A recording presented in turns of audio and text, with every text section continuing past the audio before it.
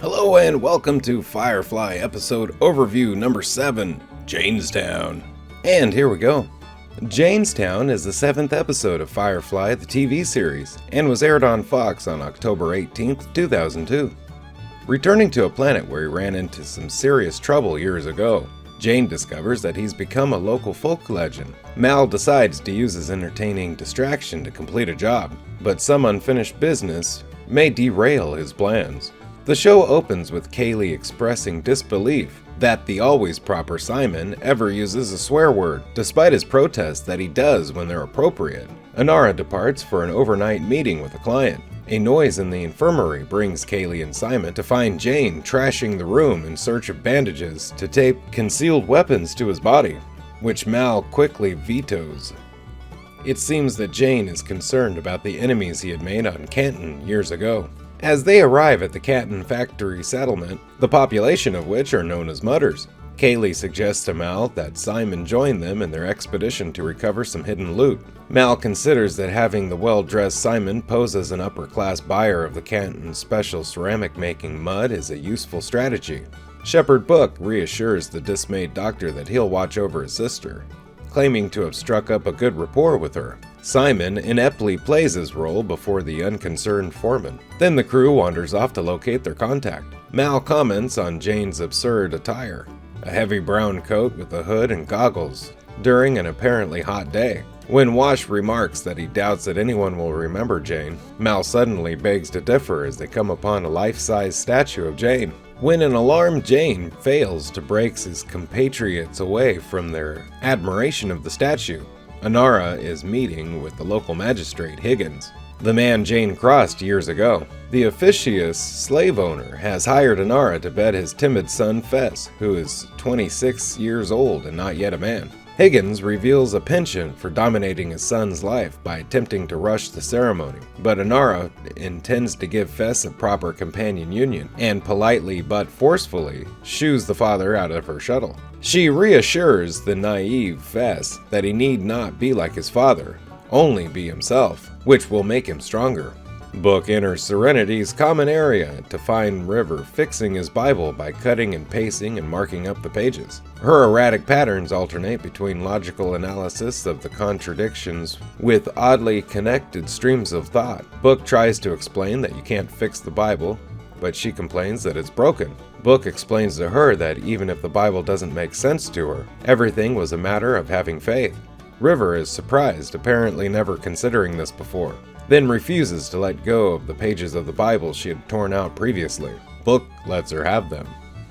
In a bar, the crew enjoys the local beer, Mutter's Milk.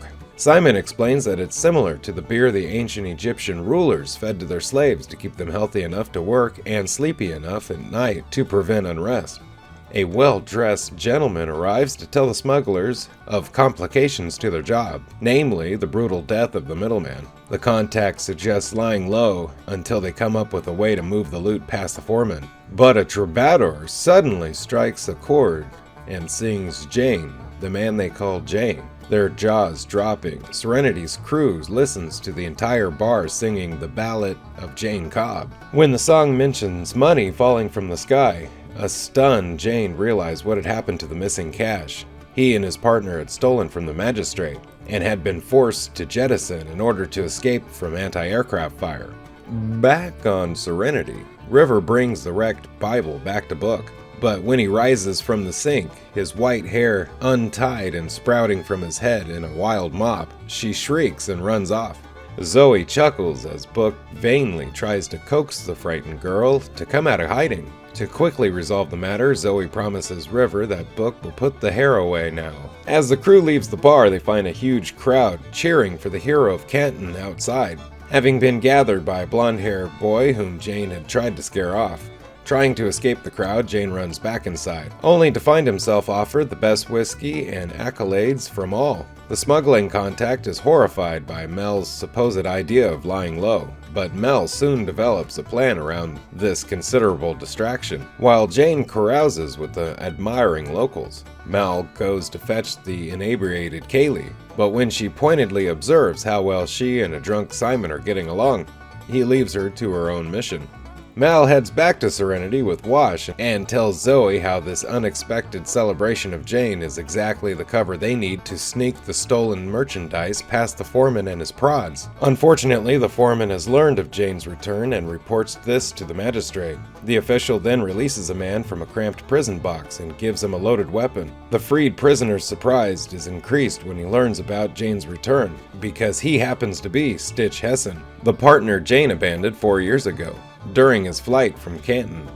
When Mel returns to fetch Kaylee and Simon, the befuddled doctor, who finds the engineer draped over him on a couch, tries to explain how nothing happened and once again manages to insult the frustrated woman. Collecting a tipsy Jayne, they head off, but Kaylee stops Simon in his tracks with scorn. As the doctor eats breakfast alone, Stitch arrives and beats him around a bit, and drags him off as a hostage to confront Jayne.